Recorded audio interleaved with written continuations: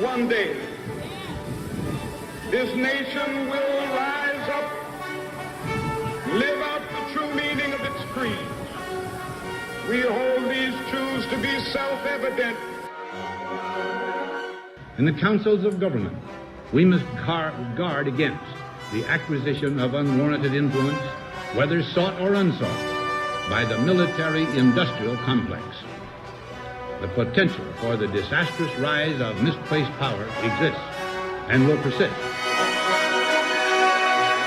The very word secrecy is repugnant in a free and open society, and there is very grave danger that an announced need for increased security will be seized upon by those anxious to expand its meaning to the very limits of official censorship and concealment. And now, the moment you've all been waiting for. The newest show sensation streaming throughout the multiverse. Your hang place in cyberspace for paranormal news and views. Taboo Topics with Gene Broida.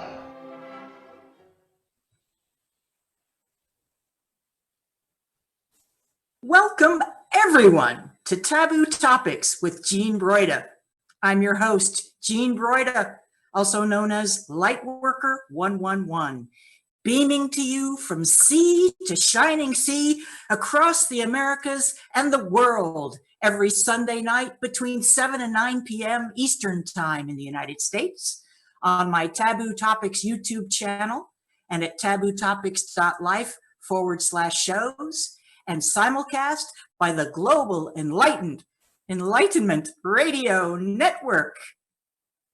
Panelists on Taboo Topics with Gene Broida share news articles about paranormal events, conspiracies, and other hush-hush subjects that we all explore and probe further before moving on to the next taboo topic.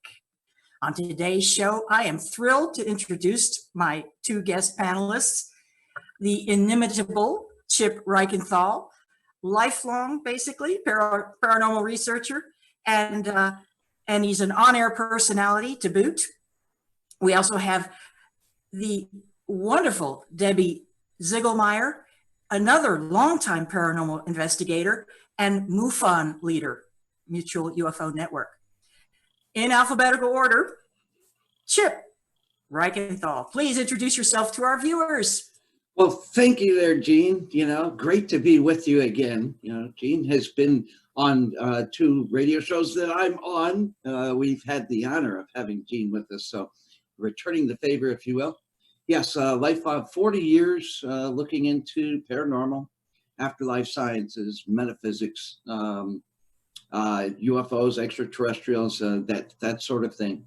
Trying to get an answer to the mysteries, and ultimately found that looking at the love-based side of these dark arts and sciences is about as taboo as we can get. Like Gene said, I do like probing, as long as we're talking about taboo stuff. I got my Red Bull and my cigarettes, because I'm just going to be all nasty like that.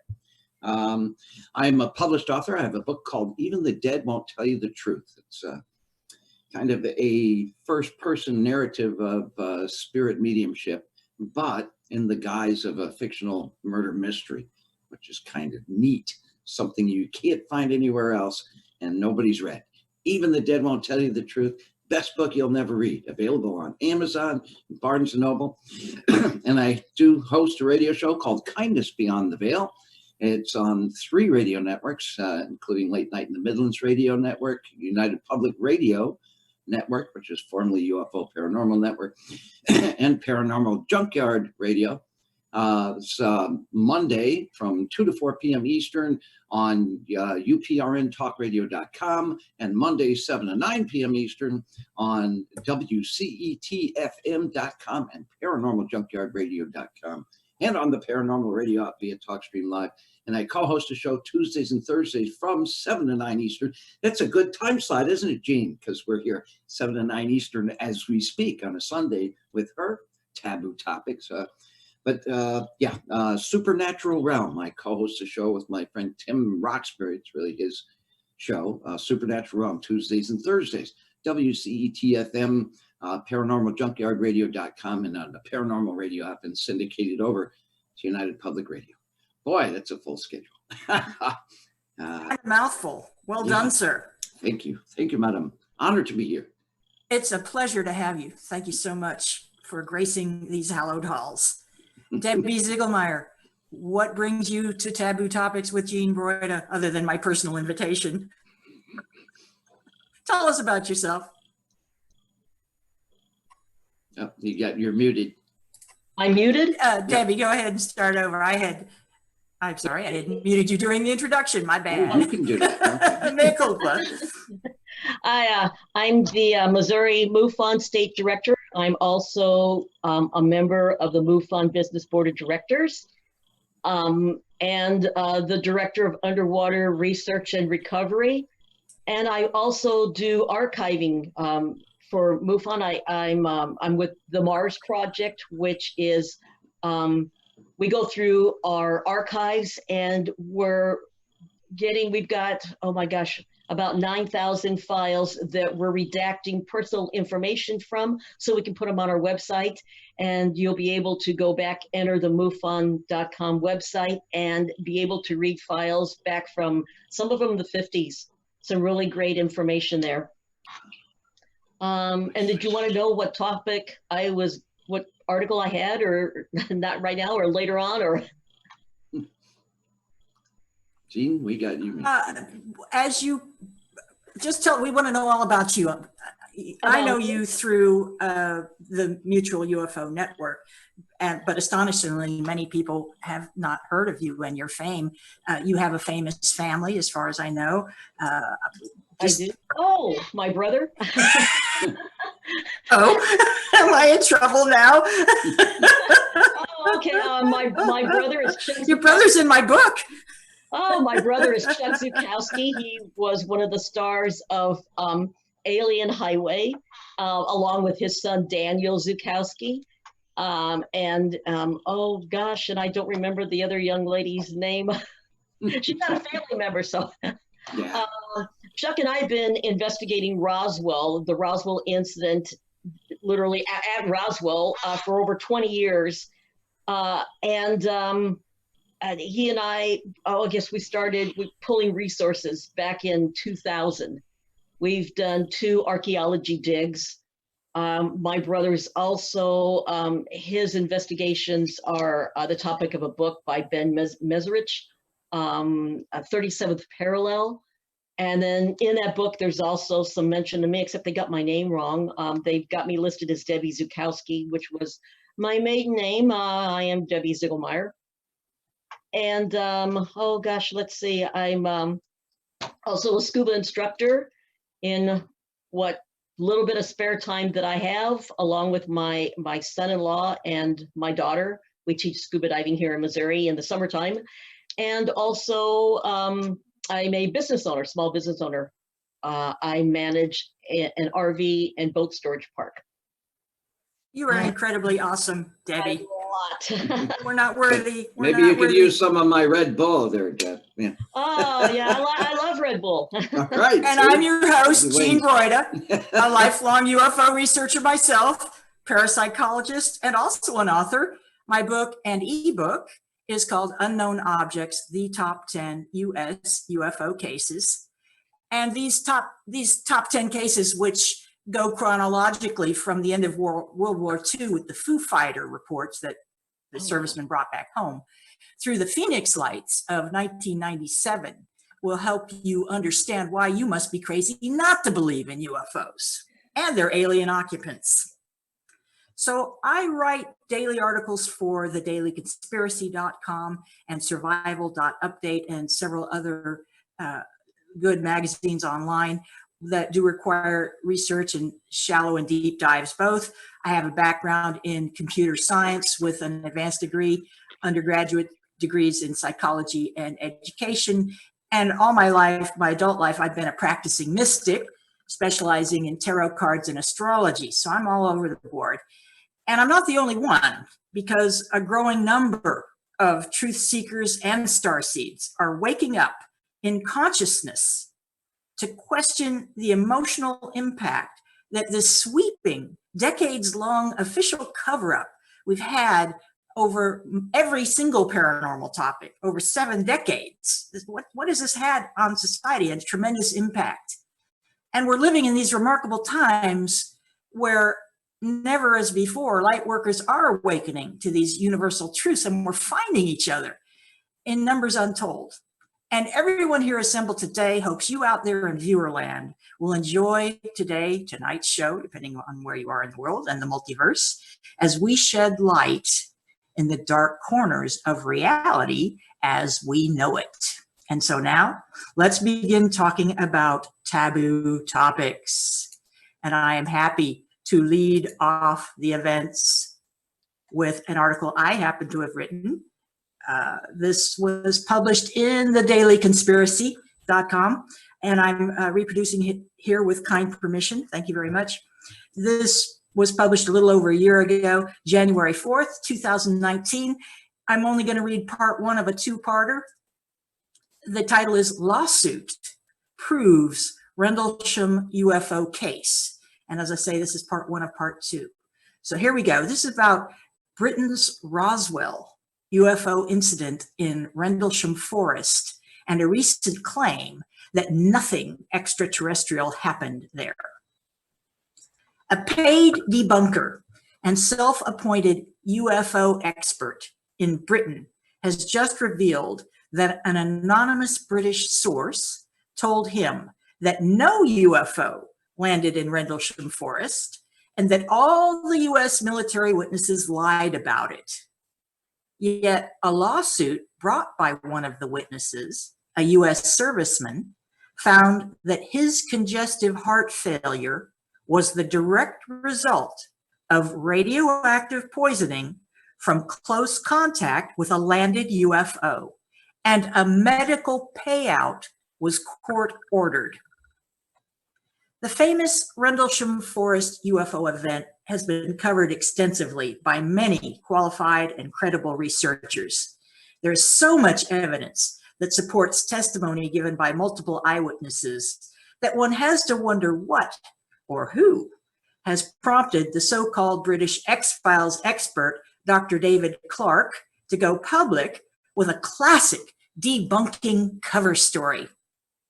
For those unfamiliar with the Rendlesham Forest incident, It began with a series of reported sightings of unexplained lights in Rendlesham Forest, Suffolk, England, in late December 1980, just outside the Royal Air Force Woodbridge base, used at the time by the U.S. Air Force. Events unfolded near two former military bases, that would be RAF Bentwaters north of the forest and RAF Woodbridge, which extends into the forest from the west and is bounded by the forest on its northern and eastern edges.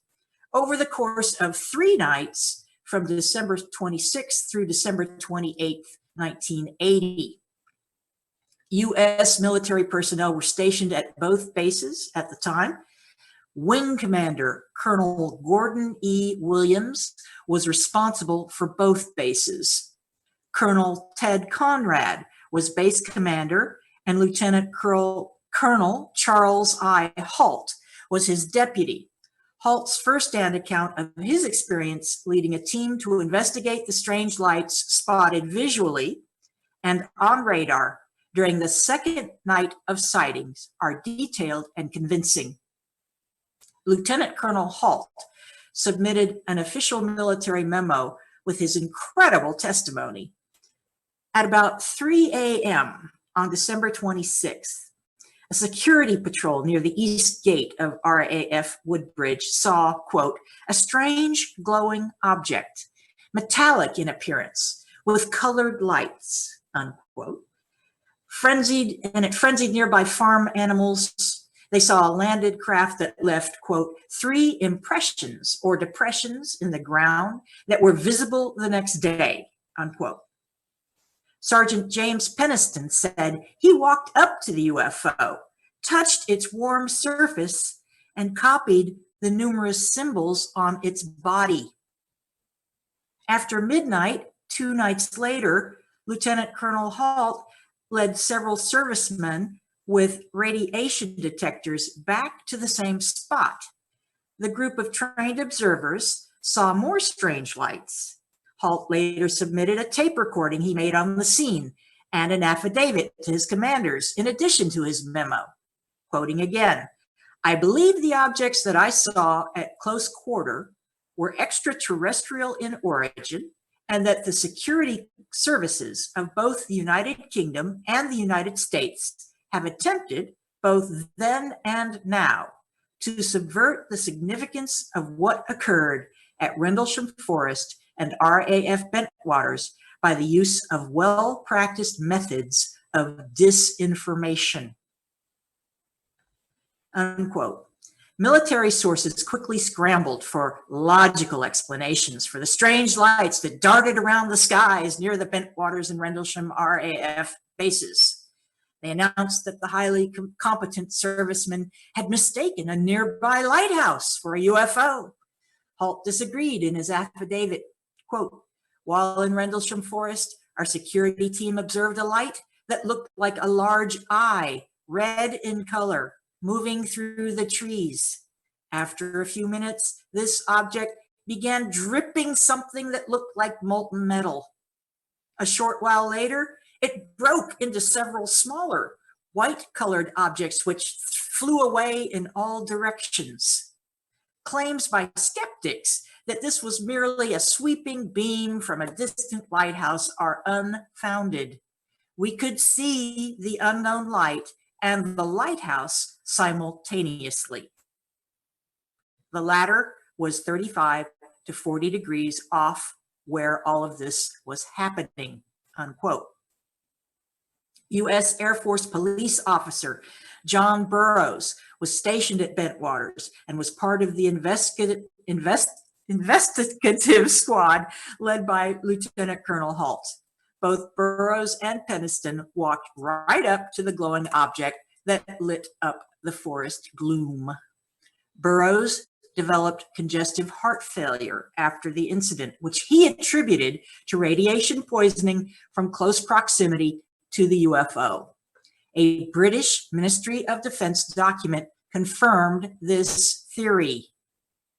With the help of the U.S. Department of Veterans Affairs, and U.S. Senator John McCain's office, Burroughs won a lawsuit in 2015 that claimed the veteran's medical condition was the direct result of exposure to UFO radiation. He was granted full medical disability.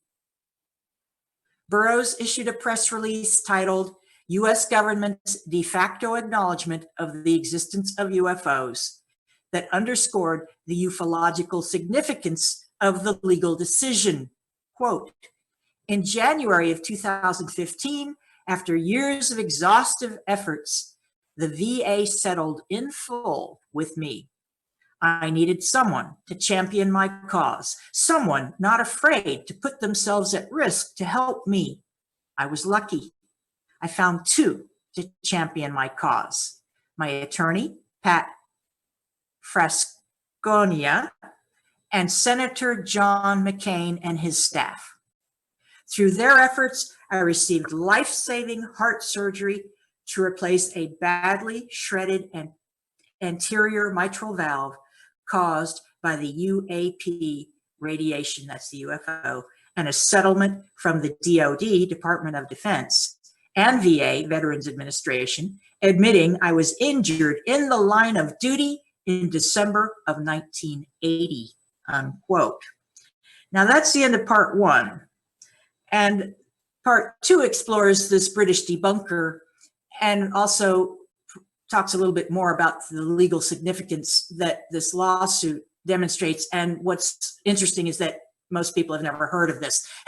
They may have heard of Bentwaters and Rendlesham Forest back in 1980. Something happened over there, UFO stuff, right? But almost no one that I know, even UFO researchers, understand that the military made a settlement with a former serviceman injured in the line of duty, made a medical payout. This is all on the record. This is not made up. This is a proof that something emitted radiation and these guys were close enough to become poisoned by it.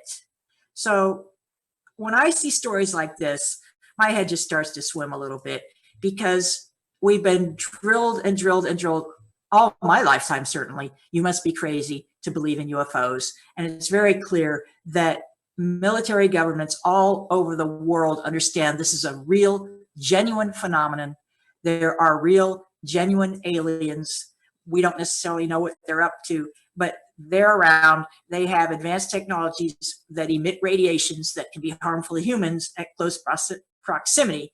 And by the way, there's a lot more to the Rendlesham story in terms of what Peniston and Halt and other people involved with this experience. This wasn't merely a sighting. There was the close encounter where they actually laid hands on the craft and they saw the hieroglyphics and were writing them down, and then subsequently had binary data downloads that were they repeated and repeated until they got written down, and other experiencers have talked about that too.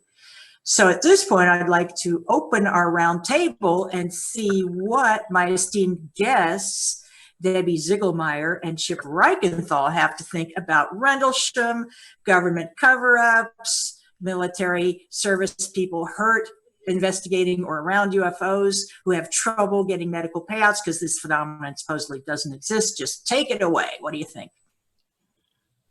I want that lawyer. That's all I got to say about that. You know, Debbie's more of an expert on this sort of, she's a MUFON lady, you know, but I want that lawyer, because I'll tell you what, you know, I have a doctor that said, Chip, you know, you've got this horrible pain condition. I want you to go to disability and apply for disability. And with a boatload of results, you know, from my doctor, it wasn't enough to prove crap. But this guy could somehow, in a court of law, prove that he got a heart condition from something that even the government says doesn't exist. I want that lawyer. That's all I got to say about that. To prove that you got this heart, this valve, mitral valve, was it? Mitral valve, is that how you say it? Yeah. Mitral. MITRAL. Yeah, no. But to prove that, I know, from a source of radiation that the government says doesn't exist, the media says doesn't exist, yeah, the people that are discredited to say it does exist look like idiots because the government and the media are discrediting them. And yet in a court of law, this guy gets full bank for a heart condition from a UFO. I want that lawyer. I'm hip. That's my comment on that. This it's is a very famous nice case. We're aware of the case, but I wasn't aware of that. Very And nice of that's sort of Gene Broida there. Go ahead. Very nice of a U.S. senator to step up and then to pitch for a veteran. Right. Yeah. That's, he should have gotten more respect, when he passed. That's all I have to say about that. What do you think, Debbie? Well, first of all, they had Senator John Glenn, correct, was involved in this. And so the moment this thing became public, the nature of our government is pay him off, hush it up, get it out of the news media.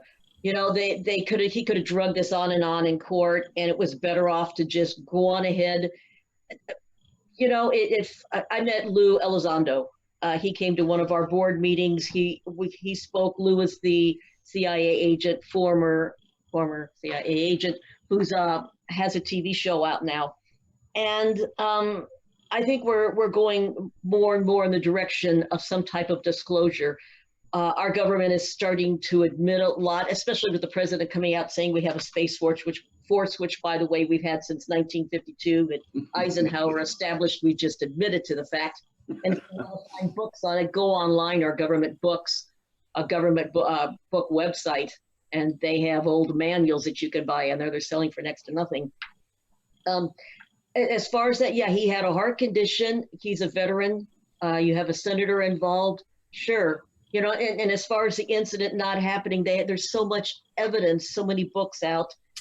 I met Jim Peniston a few months ago. He's supposed to be one of my Skype speakers for my meeting. And he was telling me about the ones and the zeros, that when he actually touched the craft, that he had these binary ones and zeros going through his head. He took a book and just wrote it all down. And I believe it was a few years later, he finally went under hypnotism and he realized what they were trying to tell him was basically he was an interpreter, is what all these ones and zeros were.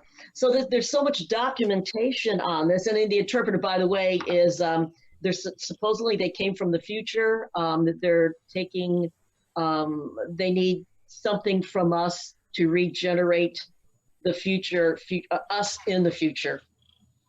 But yeah, I think it was a good call on the government's part to especially when you've got a senator that's a credible senator that's that sides with the veteran.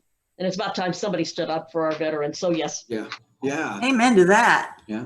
I saw a show about that. The binary codes. They reprogrammed something like 2017 or something. It was relatively recently. And the message included that, we are watching over you. It was kind of not a threatening thing, but more of a kind thing. And they had directions, not directions, but coordinates that linked up to a sunken island off the coast of Northern Ireland, I think. So, yeah, I used to know that. It's out in the ocean somewhere, a sunken island. But I mean, I spoke with Jim and Peniston, and when you meet these gentlemen in person, and I met Colonel Hawk too at a conference, but Jim, I sat and had time with him, spent time with him. I wanted to buy his book, and when I spoke at this conference in Illinois a few months ago, he only brought, I think it was 15 or 20 books with him because he said they're really thick, and I wanted him to speak for my meeting. So I said, well, I'll buy a book when you Skype in for my meeting or when you drive out. He only lives in 4-hour drive away from where I live. So he's in Rockford, Illinois, and hopefully I can get him to come out and visit us. But he was quiet. He autographed his books, but he didn't want to speak. He seemed like a little shy. He's not a showboater. He wasn't somebody that's out here that's making this up. He doesn't like being in the limelight, but then again, he's got to defend himself. And the more that this is researched, I know Peter Robbins had a book out, Nick Pope had a book out. Jim's actually got a book out. I wrote that down here somewhere, but Jim's got think his new book out. I wanted to make sure. Let's see, it's called The Rendelsham Enigma. And Oh, as in Rendelsham, not Rendelsham Enigma. So his book, I believe, it just came out a few months ago. it's been 1980. That's 40 years ago. It's been 40 years since that happened. And it was a big deal. And it really, it still is. So the debunker, by the way, in England was paid undoubtedly to write a full page article in a British newspaper saying that British paratroopers were pulling a prank in revenge for pranks that had been pulled on them by American servicemen in England. Okay, so the Yanks and the Brits don't always get along, right? Friendly rivalry, that sort of thing. Maybe not always so friendly, but in any event, the story that this guy spun, which I'm sure is utter balderdash, is that these British airmen decided to pull a prank on the Americans, and they paratrooped in, and they had helicopters, and they were responsible for all of this stuff that happened. There's just no way. And yet the British press gave this debunker a full page of space. The article that I just read, why doesn't that get a full page of space in a British newspaper or an American newspaper? It's shouldn't be fringe, in my opinion. These topics that are taboo, they need to come out. That's why we light workers are shining light in the dark corners of perception and knowledge, because enough is enough already. Come on, people. What if the last 70 years we'd spent getting ready to receive ETs among us? Because in my opinion, and many people also believe, they've been here all the while. They probably created us, almost certainly. And many of them are well disposed toward us, or at least tolerant. Others not so much. Apparently, the Rendelsham Forest ETs were not hostile, at least. In fact, not that many of them seem to be hostile, or at least none that I hear about much. Not to say that there are people who haven't had negative abduction experiences. There are plenty of them. But just as we study livestock or wild animals, and thinking of Wild Animals Forest Service, we tag and track animals. Maybe this is what they're doing to us. I've certainly heard that as a theory. I've heard it as told to an experiencer, but you hear lots of things. And as a skeptic, we have to keep open minds without being gullible, in my opinion.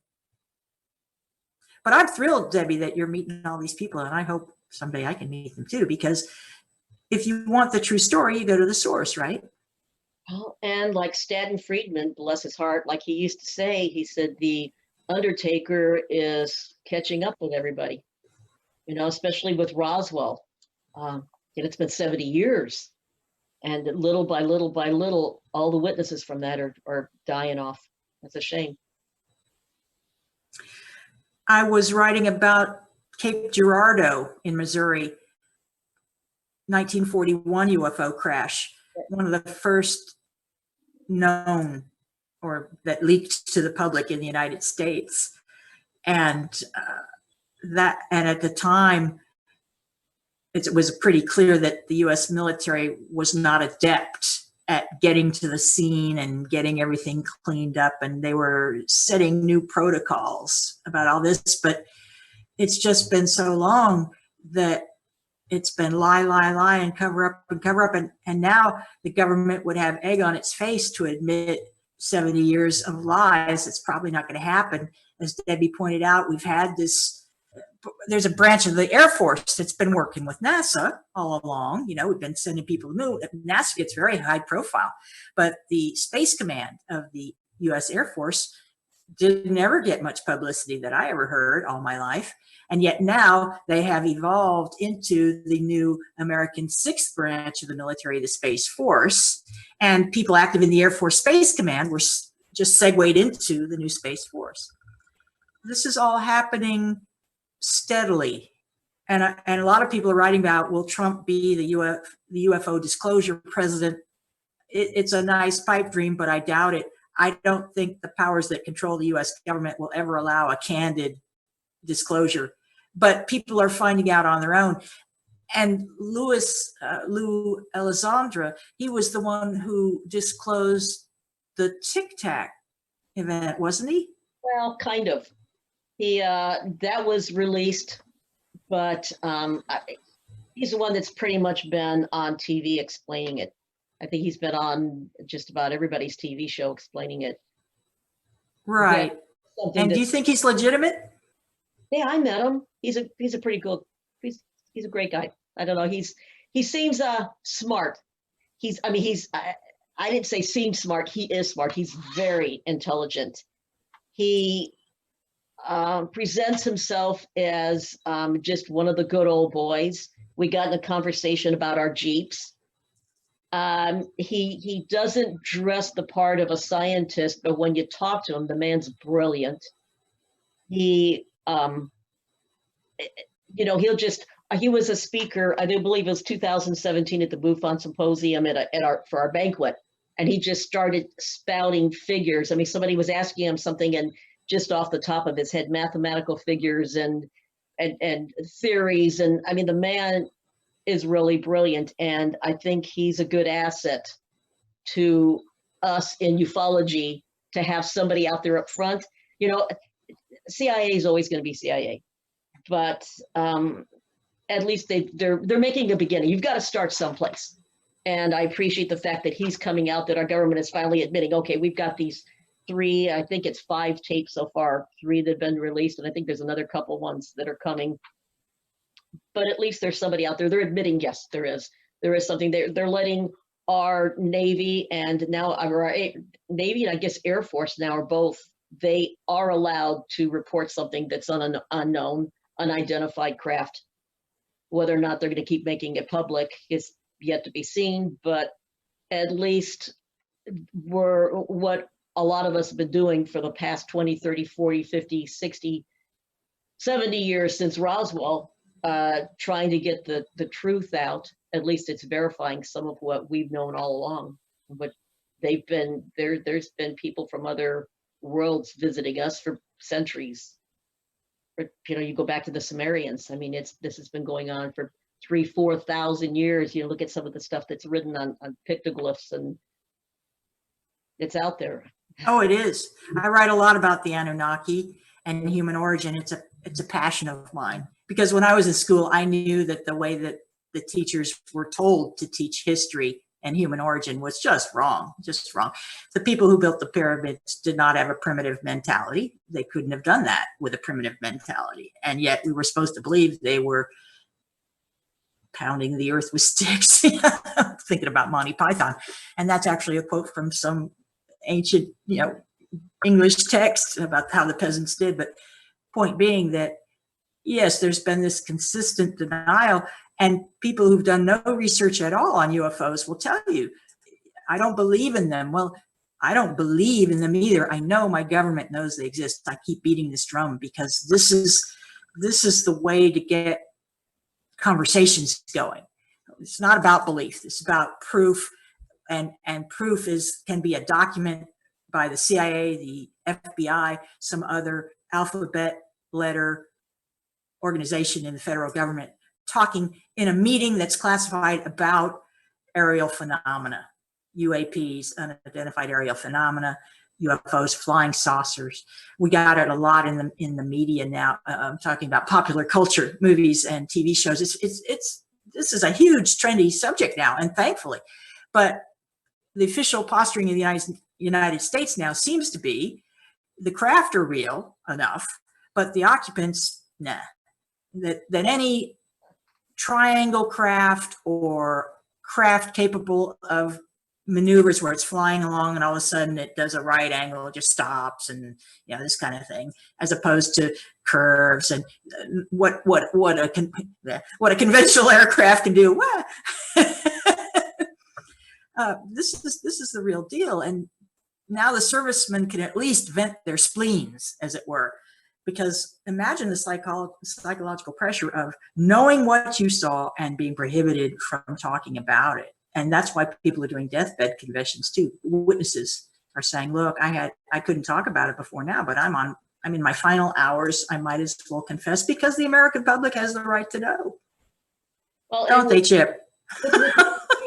what's really crazy too is that people will say, I believe in flying saucers, but I don't believe there's aliens.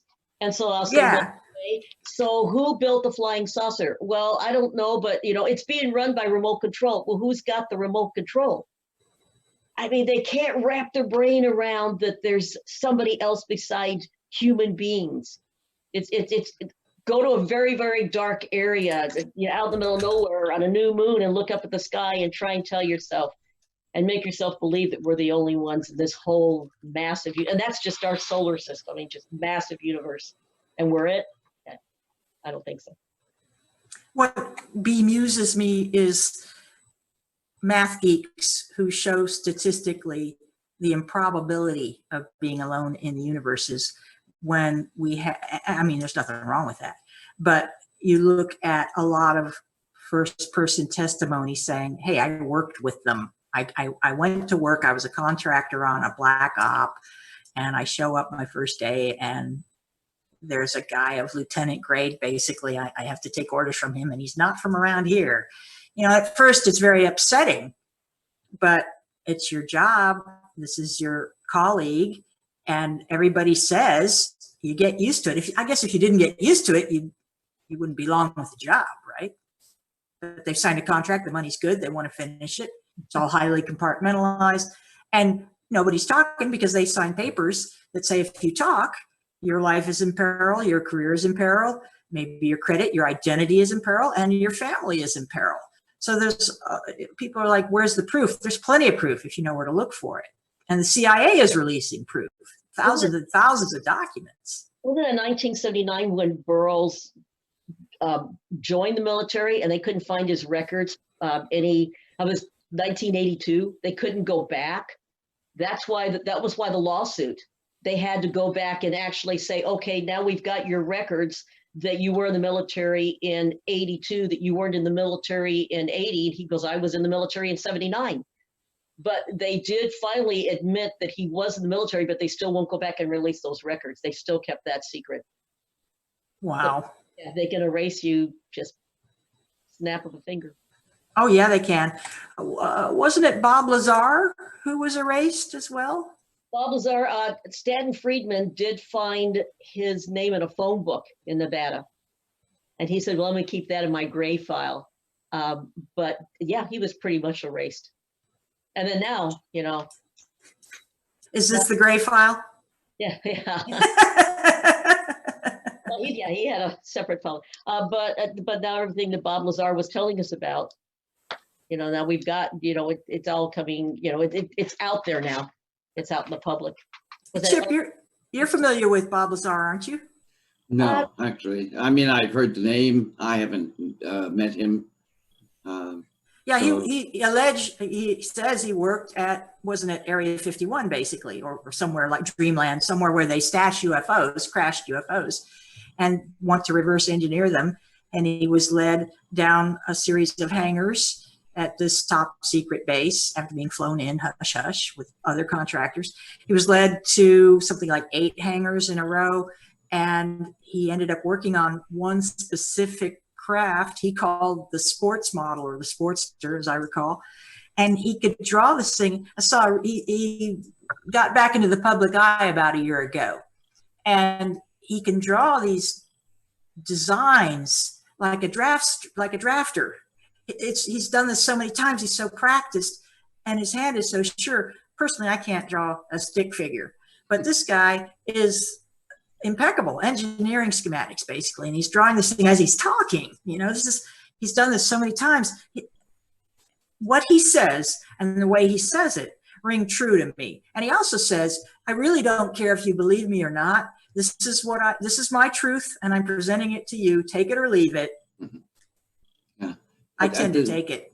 The beautiful thing that I've seen through all the people that I've interviewed and all the scientists and physicists that were absolutely cynics, skeptics, don't even want to hear about this kind of stuff, and have these kinds of experiences. And that includes people from the military and the government.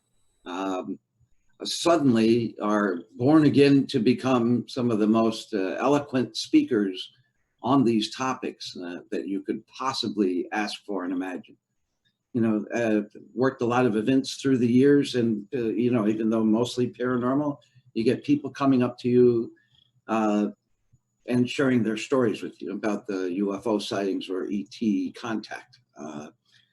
And it's palpable to them. You see them actually relive it. Some of the documentaries I've seen that include people like Bob Lazar, if they have a chance to tell their stories without somebody shutting them up or discrediting them on the spot, they cry. There's palpable emotion there. They relive these things. And it's one thing to experience it, but, and whether you believe in these things or not, just imagine that you had some sort of sighting or some sort of contact. Who do you tell? And, do you go to your mom and dad? Do you go to your brother and sister, your wives or husbands, your neighborhood buddies, your drinking pals? Who do you talk to about this? It's a tremendous social risk, even on, this micro level between people in your own social community, so it gives a lot to think about. But you see the Bob Lazars, or the Jim Penistons or of the world, and you see so many of these things after a while, especially from a radio host point of view, somebody curious that is actively looking for answers. You see a lot of similarities to an awful lot of these stories about sightings, about contact experiences, about government or military cover-ups, about disclosure or not disclosure. But the subjective kind of experiences that these people have had, and imagine, again, who do you talk to if something like that happens to you, and how do you handle it? There's a lot of things in common from people, all different corners of the world, all different professions, ages, beliefs, lifestyles, and a lot of things that are very common to these experiences. So I will say that. True. And on that note, let us pass on to your article, Chip Reichenthal. And by the way, if you've just tuned in, you are listening to Taboo Topics with Gene Broida. I'm your host, Gene Broida, joined tonight on this paranormal roundtable of news and views with my illustrious guests, Debbie Ziegelmeyer and Chip Reichenthal. And now, Chip, what have you got for us? Well, I brought a little article. I guess since we're getting into taboo topics, I've got one. I've got a real nasty, dirty one for you. It's called Kindness. Ah! You know what they say about nice guys, first of all, right? Yeah, well, not this nice guy. But anyway, I am going to bring a little paranormal to the round table. And this is an article that was published in Supernatural magazine from yours truly. And it is called Chip-ism in Print. I have an introductory segment in my radio shows. I nicknamed them Chip-isms, but this was for the purpose of a magazine. It's called The Kinder Side of Afterlife Science. So I'm just going to read it straight out. Good thing it's a 2-hour show, I guess, Gene. Right? There have been some great benefits to doing radio shows about paranormal topics, especially in this day and age when it's easier to talk about these things. I've had the great fortune of interviewing many of the top minds and talents in the paranormal industry, and it allows radio hosts to have their finger on the pulse of that community. We are the proverbial fly on the wall, get to see shifts in popular theory, who is warring with whom and why. It also allows the greatest convenience of all, which is a personal platform of our own. For the most part, the luxury of hosting a paranormal radio show has been a boon for me because I like many, if not most of the people in paranormal.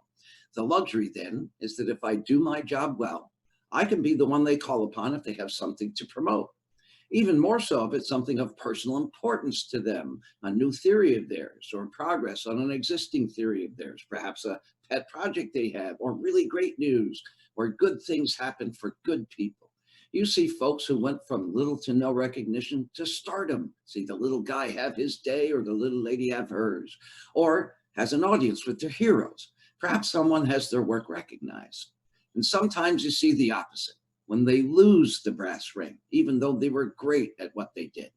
You see the bad side of fame too, or see people who are in it for the wrong reasons. I bet Jean can nod her head about that. For me, my biggest hope is twofold. I don't care about fame personally, but would like to have the power to help others. And so I want to be the one they ask when they have things to promote. And yet I do have a platform important to me. And if I can be known for it, that's fine too. In order to understand that platform, I suppose I should share some things about why it came about in the first place. Among the most common questions to ask guests on radio shows is how or why one gets started in the paranormal realm.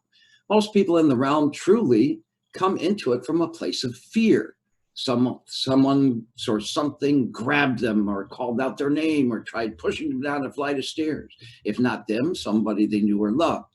Rarely does it seem as though they chose ghosts. It's usually more like ghosts chose them. After all, if they themselves are not inclined to believe, then something mighty profound would have to happen.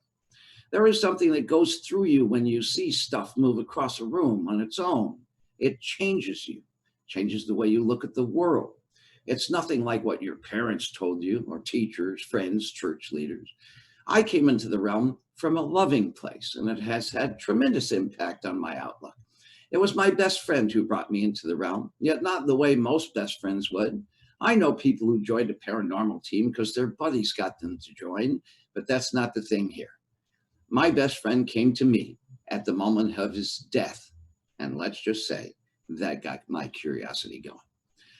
Back in 1979, long before it was cool to talk about ghosts or casually mention you talk to dead people, I had my first encounter with death, though not mine, obviously. It was my best buddy who grew up next door to me. We moved into the neighborhood when I was 2 years old. I met him then, and we were inseparable since pretty much from then on. We rarely fought or competed. It didn't matter who was bigger or had more things. It was a week before my 21st birthday when I first heard about it. He was in a horrible accident. A drunk driver ran a red light and hit him head on. But he was on a motorcycle and thrown into that car head first. He was alive when I heard about it, and he was down in Florida. I was in upstate New York. He was brain dead. He kept alive with respirators. Eventually, his parents had to fly down to Florida and make the toughest choice of their lives. They had to unplug him to bring an ultimate peace and end to his. I'm sure they were not in their minds certain that they did the right thing. I was. I knew it was the right choice, the right thing for them to do, but only because he had told me. One night, about a week after I heard the news, I went out late at night onto a swing set in my parents' backyard. I had some beers, set out to that swing set to try to wrap my head around how to process this. It's hard to grieve somebody who's not dead, but it's also hard not to grieve somebody who'd never have use of their mind again. This particular night was, aside from the night to process all this, also the eve of my birthday. And as the evening turned midnight, was my birthday, and therefore my birthday party. As the beers went down, I had an ever-present calm, which took further hold as the night progressed. At one point around 2 a.m., something changed. The swing next to me changed. There was this energy on that swing set next to me. To this day, I can't explain it. It was as though I sensed a change of some sort in that swing next to me. There was something or someone on that swing. It was as if I saw without seeing or heard without hearing. I mean, the swing did move a little. I did have conversations in my head talking to him during this odd, really long week. I had dialogue with him, but it was my inner voice that spoke to me as him in those conversations. But here, now, with this swing next to me, somehow different, it was not my inner voice speaking for him. And what he said was something I would never in my wildest imaginings even think to say. I had asked this energy, or whatever it was, on the swing next to me, if there was anything or anyone there. It answered back. It was him. He wished me a happy birthday. He said he came for another reason too. He said he wanted to give up and came for my blessing. My inner dialogue wouldn't have said that. I was more taken aback by that than I was with the thought of talking to my friend. I then asked what the hell he meant by what he just said. Well, he explained he could not have any hope of being functional again. He really was, through the years, a very independent sort. He'd run away from home a few times, always consciously made efforts to be self-sufficient. He liked that. Here he was, he said, unable to feed himself, think for himself, speak, change himself, bathe, walk, any of that. There was no chance he'd ever again be able to do any of that. And he wanted out. He thought it reasonable to want out, and he had come for my blessing. And even though he was independent, it was still important for him to have my blessing. So here he was asking me on my birthday for my blessing. And being the good friend I was, and in recognition of his will to independence, naturally, I tried to talk him out of it. Hang in there, I said. They'll find a way to make you better, I said. Strong survive, I said. Fight to live, I said. Then he again made his point and asked what I would do if I were to come down and visit him. What would I say to him? What would I do during the visit? Feed him some Jell-O? Bathe him? Once he put it in terms of me in his shoes, so to speak, it sunk in. So I agreed with him, gave him my blessing. I thanked him, suddenly moved by the gesture, told him I loved him and I'd really miss him. I even asked him if perhaps he could visit after. He said he would try, if he could, to visit after. He also really thanked me for giving him my blessing and understanding why he would want it. And then, just like that, he was gone. The energy of that swing next to me went back to simply being an empty swing next to me, as it always had been before. About 10 minutes later, by then around 3 in the morning, my mother comes out of the house all the way back of the yard to where the swing set was. I've known my mother all my life. She's never up that late, let alone out of the house at this hour. She came up to me and told me that my buddy's parents had just called from Florida. They had done the tough thing. They pulled the plug on him about 10 minutes ago. They wanted me to be the first to know. It occurred to me in that very moment that I had audience with my best friend, my first soulmate, at the very moment of his death. His parents, not sure if they had done the good thing, the right thing, did not have the peace of knowing what I knew, that they gave him exactly what he most desired. I also gave him something he most desired in my blessing to him. Yet I had the comfort of knowing that, and it may have been, in a very odd way, the best birthday gift ever. He has visited me since. I saw him when my daughter was born. I saw him at my wedding. I've seen him at random moments throughout my adult life. There was another encounter I had with my wife's father a year after his passing, and perhaps we'll talk about that some other time. The point of this story and the mention of wife's dad is to convey that my introduction to the paranormal was a loving one. It also helps to explain the platform of which I speak in my introduction to y'all here. I really want to see a respect for the dead in this paranormal realm. There is some of it, perhaps more and more by the day, but there is also this need, especially in the entertainment side of things here, to ramp up a fear element.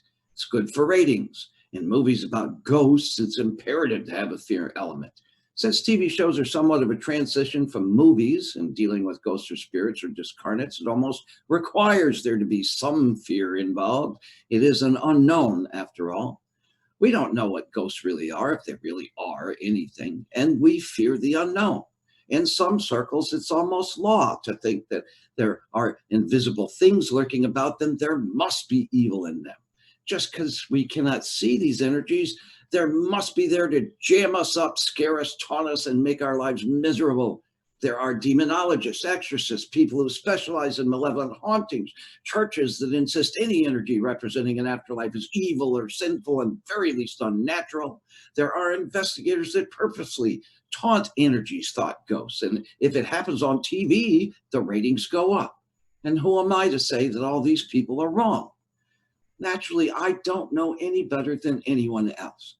I've spent 40 plus years in study of what happened with my buddy visiting me. I've had some success both as a paranormalist and a spirit medium. I have studied these things. I have hosted radio shows and studied these things, written a book, published author, actor, activist, lecturer, studied quantum physics, psychology, parapsychology, know several renowned experts, talents, celebrities in these realms.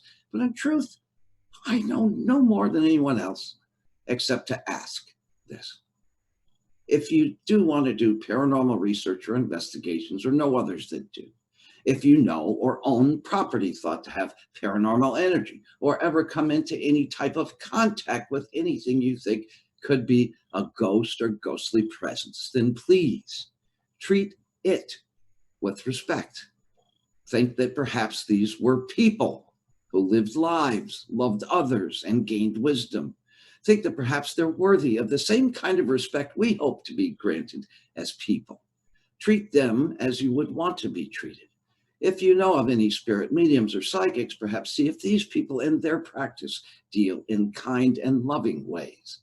Even in physics, where we all break down the world to the smallest of things, like atoms, each and every atom has a purpose, a function, a value. Why then shouldn't we? Why then shouldn't they? Dead or alive, there is an energy. We can't see electricity or gravity or microwaves or radio waves, but we don't think evil of any of that. And perhaps we've not caught up to the type of science that can explain away ghosts. In the meantime, please, if you have any kind of encounter with something paranormal, please be kind. And that's my article. Well, that's an excellent piece of prose there, sir. I congratulate you. I love the part where you said it was the best birthday gift ever. Yeah, in the weirdest way, That it really got was. me. Yeah, to this day, that it gets me too. I still see him, from time to time, and it pushed me into a completely different world. How old were you when that happened? It was the eve of my 21st birthday. So, and at that age, I think it's fair to say, I didn't realize that he was my first soulmate ever. We don't think about those sort of things. I think at that young age, where we're invincible and chasing the sun, but it was, and the honor of that contact really didn't hit me until he had, in that moment, put, his perspective in my shoes. And that's something I've carried with me as a paranormalist and in any kind of spirit contact, or let's say non-human intelligence, extraterrestrials, angels, fairies, ghosts, spirits, whatever. Once you try to see things from the shoes of this interdimensional thing, everything becomes much more fair, and people don't all automatically assume that there must be bad. Been on so many investigations where somebody walks through this energy. It's almost fluffy and it's a little warmer or cooler than normal and staticky, and they go, "Oh, there must be something bad here." Why? Why does it always have to be bad? I have never had a negative encounter with the spirit in 40 years of looking into this. I've been doing paranormal investigating since the 80s. All we had was Polaroid cameras. It takes 45 seconds for the picture to manifest before you even know if you took a good picture or not. And throughout about not one negative encounter, not one. So there is a perspective there, and I have seen beautiful, loving, benevolent things happen on investigations, not just in my circle, but with others, and countless times where these communications were misinterpreted as malicious when there really wasn't any malice. It was the fear talking.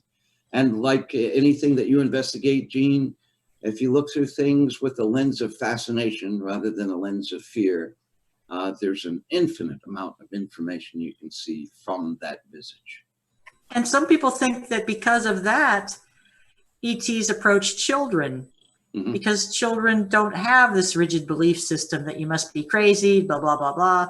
To a child, everything is brand new. They aren't sure, children are read fairy stories. They're encouraged to use their imaginations and explore fantasy. So they don't have these rigid mental constructs that can't allow for something paranormal. Yeah, they don't have grown-ups around them saying, don't do that, don't believe that, don't even encounter that, So that there's that too. I keep telling people in this day and age, no matter what age, envision yourself through the eyes and mind of a 7-year-old, where everything's magical, and you'll see that people that are getting on your nerves are gifts to you, You'll see so many more blessings around you than you see with a jaded visage. Debbie, ghosts. Yeah, Debbie. What up? Presences, malefics versus benefics. How do you weigh in? Yeah, I was on an investigation in Hooper, Colorado. We were at Zapata Falls, my brother Chuck Zukowski and I. He had driven all the way there. He was tired, and his daughter Ashley was in the back seat of the Jeep, and so the two of them slept, and I stayed awake with the video camera going. We were trying to catch some mysterious lights in this area. It was sand dunes, and I saw something out of the corner of my eye. I turned around, and there was what looked like a lumberjack. The guy had curly hair, a plaid shirt. He was staring in the window at me, confused. And I looked over and I shook my head and I looked, I thought, I'm awake, and I could see this guy looking at me confused, and shook my head really hard, and then he was gone. So I was expecting to see a UFO, was expecting to see mysterious lights. The park rangers had told us to watch out for grizzly bears because they'd been seen in the area. Instead, I saw a ghost. So what do you do? Doug said, why didn't you wake me up? And I said, well, eventually we did see the lights we were looking for, and it ended up being somebody was there in the sand dunes, and they were setting off Roman candles during a no fire alert. And we got those on videotape. So that night I saw a ghost. I didn't see a UFO. Was it creep when this ghost appeared at the window? What was your emotional reaction? Surprise. Yeah. I wasn't afraid. It was just, I thought, who is shocked at first? Who is this guy? And I could just see him just as plain. I could tell that he was a spirit of some kind because I could almost see through him, but I could tell he wasn't solid. But he had a red plaid shirt. It was rolled up at the sleeves. He had a little bit of a mustache, dark curly hair, looked to be about maybe early to mid 30s. I could make out exactly. I could still see him in my mind today. I mean, there he was standing and he was looking at me confused. All I could figure is somewhere along the way, maybe there was somebody up there cutting wood, a lumberjack, and he died. And for whatever, he was shocked to see me and I was shocked to see him. But and then the other experience I had was when my father passed away in 2002. He had a heart attack while my brother and I were on the 2002 Roswell dig, and we were going to fly back. And then he got out of the hospital, and so we stayed on the dig. They said they were sending him home. Unfortunately, about 2 weeks later, he did pass away. I live in Missouri, and he's in California. But I was holding his hand. I made it in time, probably an hour before he passed. I think he was actually waiting for me and for Chuck to get there. Chuck's in Colorado, and I was holding his hand when he passed away. I was telling him just, to take deep breaths and just, he was gasping for air. But that night I went, when my dad had this thing that when I would come and visit, my mom would hug me and brothers and sisters, but my dad would always tap me on the shoulder 3 times. He'd go, "How you doing, daughter?" And I'd say, "Doing real good, Dad." Well, I went back that night and took a shower and went to bed and rolled over on my side, and I felt 3 taps on my shoulder. And I turned on the light, thought I could see Dad there, but it wasn't. But I felt 3 taps on my shoulders. I guess Dad was saying goodbye. Oh, I had a similar experience when my dad died. I was attending and basically helped him over, I hope. That was my intention, at least, as a metaphysicist, which shocked him. He couldn't speak because he was dying of Parkinson's and his right side was crippled up. He could hear and understand, but he couldn't speak, which had to have been the most frustrating thing for him ever, because he liked conversation and was a deep thinker, that kind of thing. But after he expired, we all went back to, it was about 7 a.m, and the relatives who had assembled were very tired and distraught, of course. And we went back to our motel rooms and crashed. And I had the distinct feeling that my dad, in spirit, had come to the motel room, which I was sharing with my youngest nephew, who was very upset by all this, of course. And my dad knew that I'm okay with, I'm not happy that he's gone, but we had made our peace. And he wanted to check in on my nephew. And then he left. And to my knowledge, he has, my instruction to him, my encouragement to him was, when you cross over on this great adventure, you're going to see all the people you've missed on the earth plane, because they're all going to be there. You know, your mother and your aunts and these people and those people who had already died, best friends of yours, basically, and people who really, really love you. So don't fear this. And this gets back to Chip's article, where don't fear the unknown necessarily. Embrace it. Look forward to it. At least you're going to be leaving this shell of a body that doesn't serve you anymore. And put into that perspective, yeah, we'll miss you, but your second wife, who loves you very much, will be joining you shortly enough, because she's elderly too. I mean, I didn't say this to him at the time, but I'm thinking all this, and you know, all this stuff is psychic and it does transmute. Whatever he was thinking, I will probably never know when he expired, but he did come visit, and then he was off and away. Thank goodness he's not a ghost, because he'd be a cantankerous ghost. That would not be pleasant. I have a question for Chip.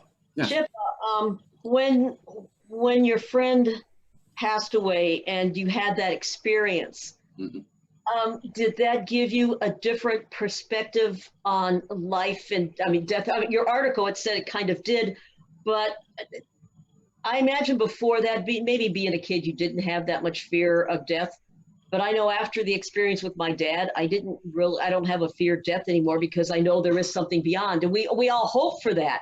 But when you have an experience like that, did that affect you in that way? It was more of a shock to the system. And oddly enough, not to death. This was my first encounter with death, and being almost 21, you know, or just turning, and to have that first experience with the death of somebody that close is really, really super fortunate. I don't really know that many people, if any, that I've met that, you know, at 21 had not had that kind of thing. But nobody said that's what death was like, you know, nobody. And you couldn't talk in 1979, you couldn't talk about that stuff, you know. I couldn't tell my parents. The big killer was I couldn't tell his parents for over 10 years. They were very traditionally religious. They wouldn't have heard what I had to say, because in addition to that, they were in very, very deep grief. And there's the irony, you know, and it's like, Chip, tell them, and they wouldn't have heard me. And when I finally told them that they gave him the one thing he wanted more than anything else, they didn't say, why didn't you say that earlier? You know, you could have saved us all this. No, they were, you know, and God bless them. They were like, thank you for waiting as long as you did to that, because we wouldn't have heard it, you know. Yeah. But yeah, but it also, because nobody said that's what death or dying was like, or afterlife or anything. They didn't even consider that stuff. And so it started the, you know, decades of this underground kind of network.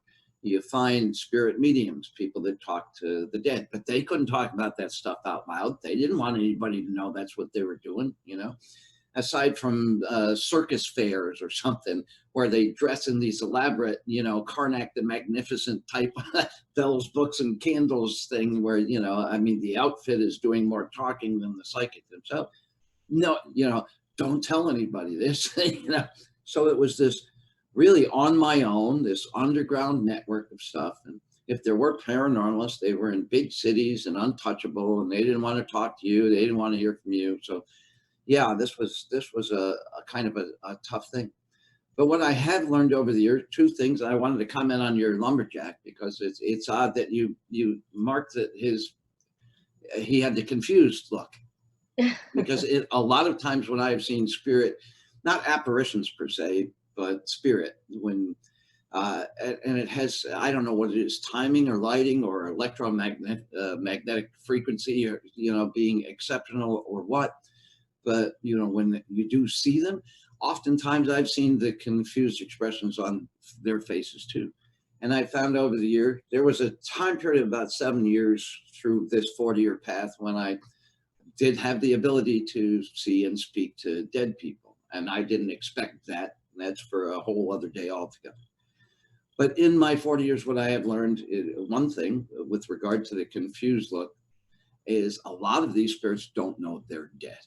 That is, yeah, maybe some people estimate up to 90% of them don't know they're dead, And sometimes when you see stuff fly across a room, or you see those scratches that people get that they call the devil's triangle, and they had all this fear stuff too, is imagine if you're in spirit and you don't know you're dead. Nobody that you talk to every day looks at you, sees you, recognizes you're even in the room, talks about you. It's kind of like Bruce Willis in The Sixth Sense, kind of like, how come you can't hear me? And so when somebody does, when somebody with their Jetsons equipment, space age equipment, sees you, they're like, oh my God, somebody can see me, somebody can hear me, oh my God. And then if you ever watch these TV shows, they stop this communication and start focusing on their equipment. Dude, did you see what my meters are doing? It's like, no, just talk. But the spirit is like, wait, what happened? How come, what? You saw me and now you're not talking. Wait a minute. That's where a lot of times scratches come from, or stuff moves across the room on its own, because it's not malicious. It's like almost desperate. Oh my God, you could see me. Help me, please help me. They don't know they're dead. Most of the time, many people don't consider that. Or they don't want to accept the fact they're dead. And in the metaphysics that I studied, we called such entities earthbound. Mm-hmm. They're earthbound. They have unfinished business on earth. They are confused as to why they are not in a body anymore. They want back in. They don't know how. In fact, it's impossible. And that is what's behind the majority of hauntings, especially noisy and negative ones. But again, as you pointed out in your article, Chip, if people would approach with curiosity rather than condemnation, and a person doesn't have to be dead for that either, disincarnate, if we would approach everybody that way, living or dead, what a better world it would be. Hence the golden rule that every civilization has: do unto others as you would have done unto you. Yeah, it's a basic human decency, apparently. Human decency, and and it's there regardless of what the media tells you. You see acts of kindness around you every day, even in times like these. But like when in those 7 years of mediumship, there were a lot of times these earthbound spirits. The ones that you see on the paranormal shows generally are the earthbound spirit. People who have died and crossed over, gone into the light, so to speak. They don't need to manifest. They basically in their place. But there are a lot of different reasons. I used to cross over spirits, earthbound spirits, with their permission, of course. I wouldn't go into a place, full on, priest or shaman and force them.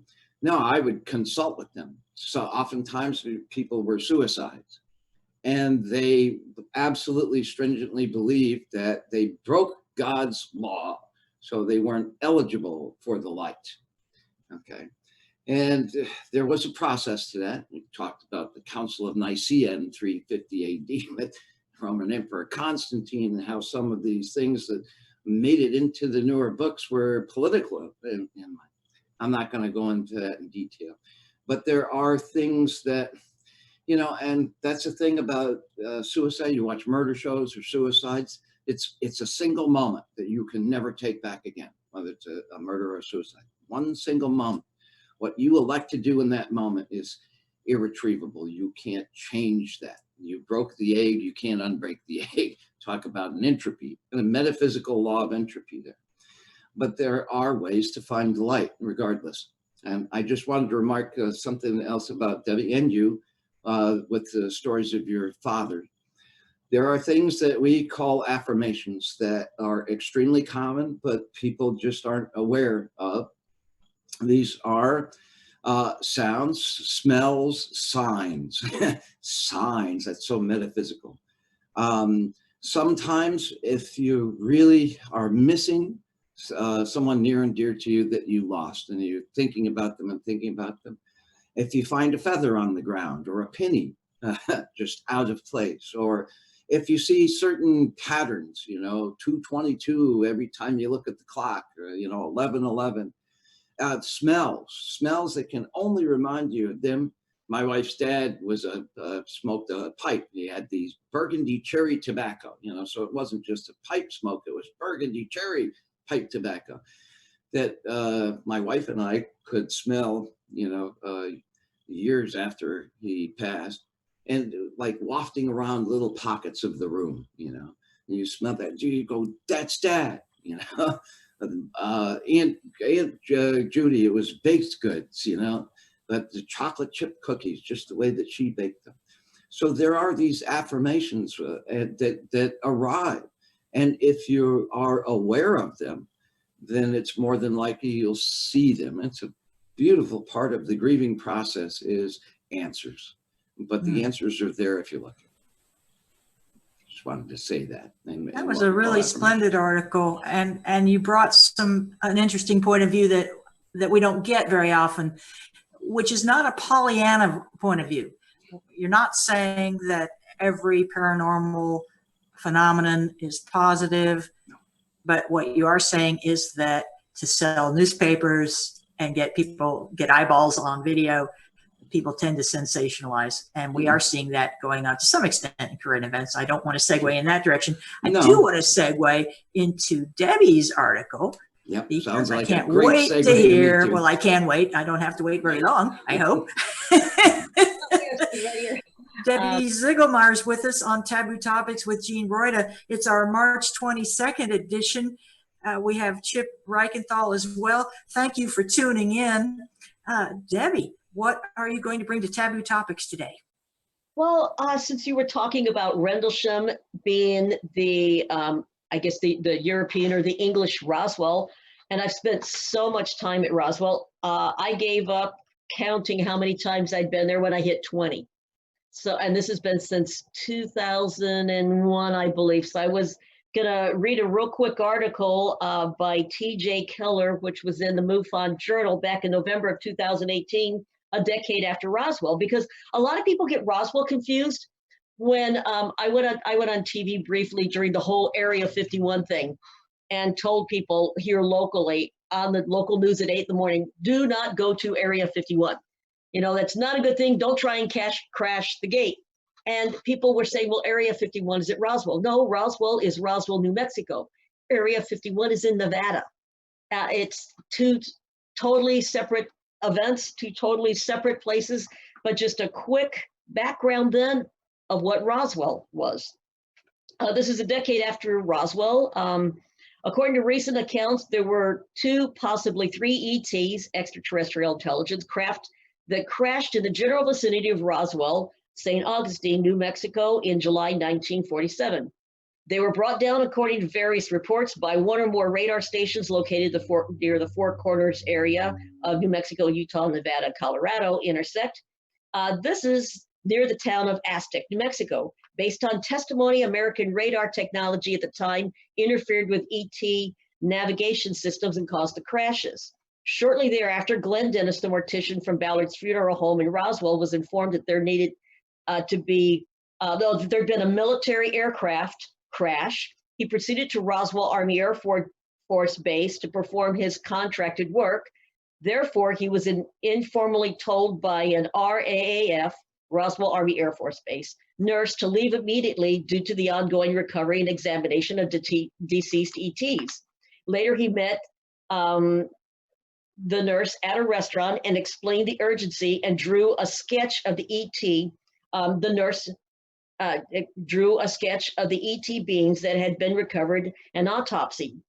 Dennis later redrew the sketch as shown, and they have a little picture of it, which he actually drew for me, and noted that the beings had 4 fingers and that they had what appeared to be small suction cups on their fingertips.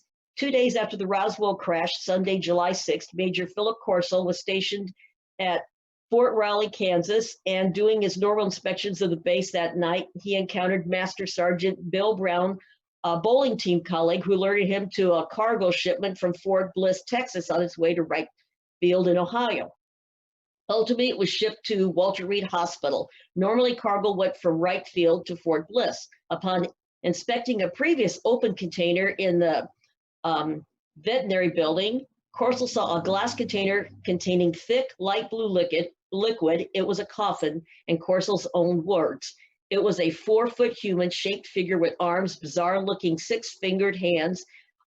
He said, I didn't see a thumb, thin legs and feet, and an oversized, incandescent light bulb-shaped head that looked like it was floating over a balloon gondola for a chin.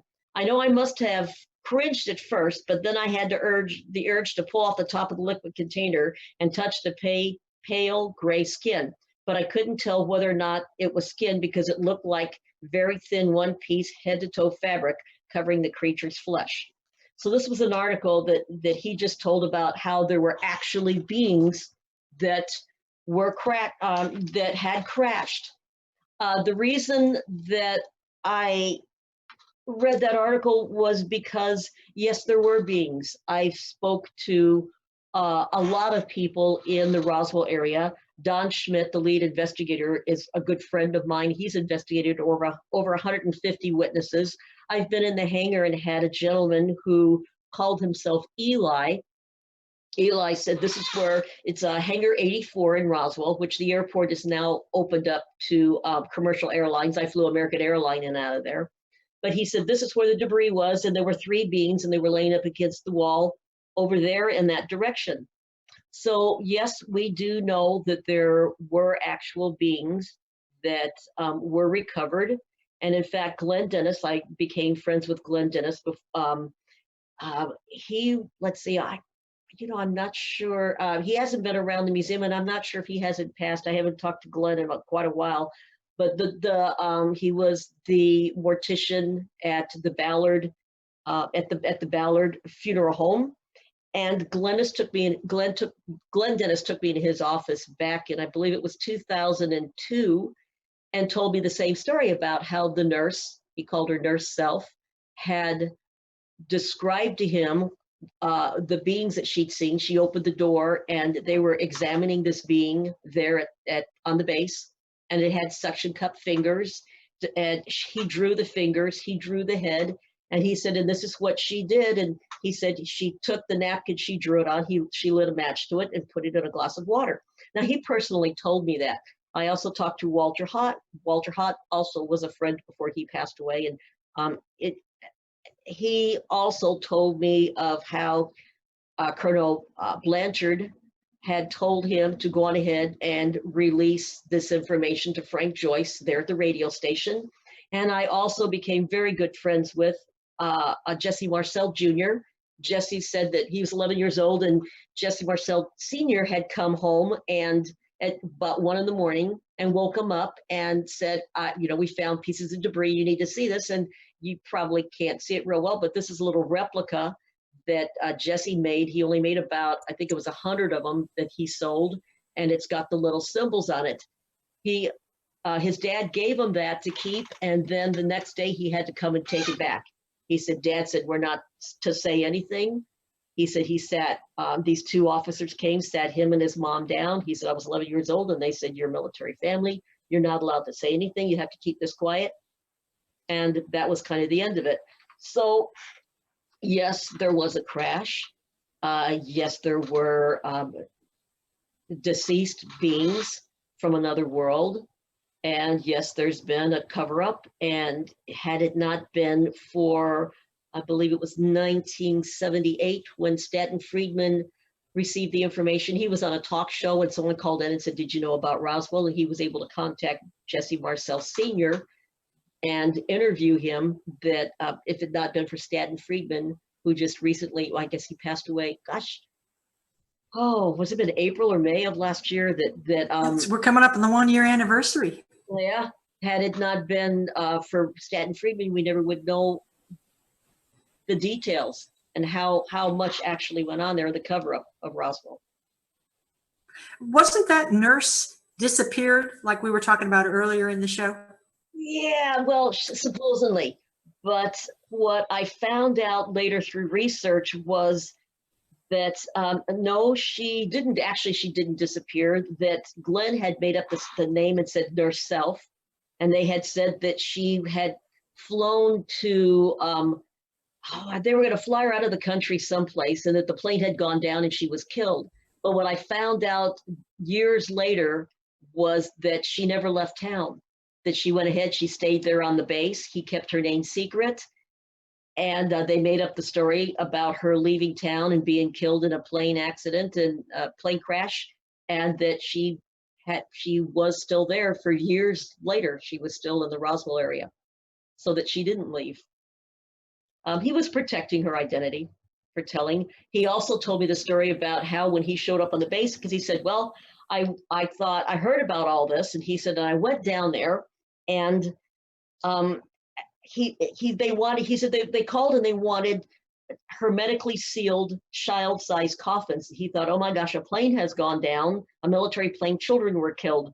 And they asked how many, I asked him how many they needed, and he said, well, he said, what do you have? The officer said, what do you have? And he said, well, I've got 3. I've got 1 on display, and I can get a 5th one. And they said, okay, that would be fine. Well, my brother Chuck Zukowski and I had done some research, and there were supposedly 2 craft that hit and went in opposite directions. One of them, there's kind of a discrepancy as to where that one went down, but they're apparently closer to what we call the Ragsdale site, the Boy Scout camp. There were 2 alive there. I mean, 2 dead and 1 alive. 1 still alive. The other 3 were dead at the debris field that my brother Chuck and I did the archaeology digs at the location in 2002 and again in 2006. That when the crash happened, we did the archaeology digs on the skip site, so they had skipped. So this craft came down and it hit the hillside and skipped and went up and dropped debris, and about 2.5 miles away from the major portion of the debris that Mag Brazel had found, there were a couple bodies there, and they found a 3rd body when they found the craft. So we thought, okay, so they've got 3 there, and they've got 2 other and 1 alive at a different location. And so we thought, well, that would make sense. What Glenn had told us was that he basically had access to 5 coffins, and he said, do you need any more? And they said no. We thought that would probably verify that there were a total of 3 and 3. As far as debris, we found a piece of debris in 2002. We were doing this for Sci-Fi at the time Sci-Fi, which was NBC. They didn't expect us to find anything on this. It was kind of a lead-in 2-hour TV special that Sci-Fi was doing for this TV show that was called Taken at the time. And it was kind of a 5-part series, I believe, but this was the lead-in for it. They thought that they would take Don Schmidt and Tom Carey down there and they would interview them, and that we would be the background, all these archaeologists, these volunteer archaeologists. But we went down there kind of secretly coded emails at the time. They said, we can't talk about anything. We were given maybe a month's notice to go down there at our own expense. We met at the Roswell Museum there in Roswell, and Dr. Bill Dolman, the lead archaeologist from Albuquerque, New Mexico of Albuquerque, at the University of New Mexico in Albuquerque, gave us what you would call a crash course in archaeology. And then he took us out there. He chalkboard everything, was telling us all about archaeology and how to do it and how everything is documented. Took us out the next day. We followed him out. He had a big van full of archaeologists and all the equipment, and we started our digs and came up with a small triangle piece. The piece stayed for a couple years. It was all property of the University of New Mexico in Albuquerque. And after a couple years, Chuck was able to get the piece, sign it out. It was very, very pure aluminum with a little bit of silicon. And then later on, he received the piece again and was sent off to Bigelow Industries. And there was a polymer that they couldn't identify. And what's left of it is still back there, someplace in a museum. Did you say a polymer? Yeah, I think that it was a polymer, they said, that was unidentified. Right, unknown to Earth Unknown. context, or unknown to anything, probably. Well, that was the first email we got, which I still have a copy of. And then later on, when we said, wow, Bigelow Industries should be able to identify everything. Right. And they said, nah, we really didn't really say that. And Chuck said, we've got the email that said you did.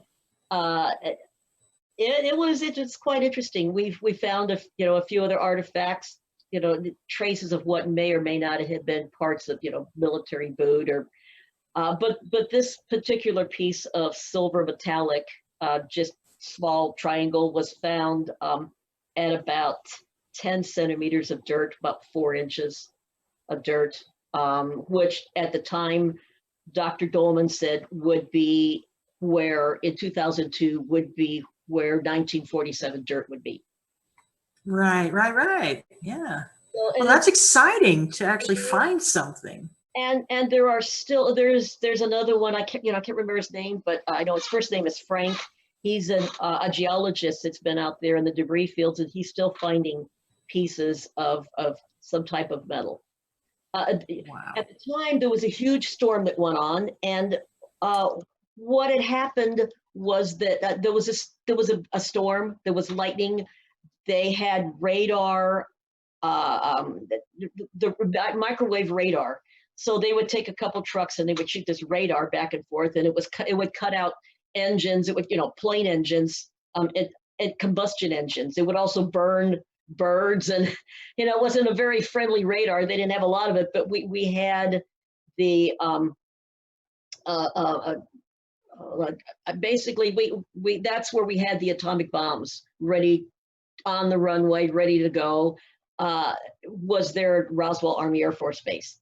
That was, the cream of the crop that were there. That was who was on standby in case, gosh forbid, the president made that phone call. So they wanted to make sure they knew exactly who was coming into our airspace and when and where, and they had picked up something apparently that was unidentified and shot this radar at it during a storm. And for what I guess between, it's all speculation, but the nearest we could figure is that there were two craft and they collided. One went in one direction, one went in the other. And the next day, Mac Brazel, who was the foreman of the Proctor Ranch, went out to check on the sheep. The funny thing about sheep is they're really stupid. If there's a storm, a lightning storm, if there's any kind of a storm, it's raining, sheep will get underneath other sheep to get out, and they'll pile 3-4 high. And if you don't go out as soon as you can and check on the sheep, the ones in the bottom will suffocate. So the ranchers go out first thing in the morning, first light, and check on the sheep. Cows, in case of a brush fire. Now, we went out there in the 2006 dig, and I believe they had lost 80 head of sheep that had died in a fire, in a brush fire, because they all went up against the fence and burned up. Cows, you'll see them in a storm, they'll be walking along the fence line. So that was the reasoning for Mac Brazel to go out there, and that's when he found the debris. At the one site. At the one site, at the skip site. And the one people who look into this sort of stuff know about. The storm had, and then the reason there's probably still debris there because it was a huge storm and it scattered debris. They were picking up debris for a quarter of a mile. Wow. And, this stuff, lightweight pieces. They found the main structure, the main craft, what was left, but it's sprung or spewed out debris. that's why, there could possibly still be something there. They were picking it up at the time. They had soldiers walking shoulder to shoulder to shoulder, and they were using metal detectors, which were made to find landmines. So they weren't made to find anything that was too deep. And when we thought it was kind of funny, because we went out there with metal detectors in 2002, and we knew that we had better metal detectors than they had in 1947 that the military had. So we were out there with metal detectors trying to pick up stuff. But where they were finding, Bill Brazel, Mac's brother, found a piece of debris a couple years later, and it was in a sinkhole. That eventually disappeared.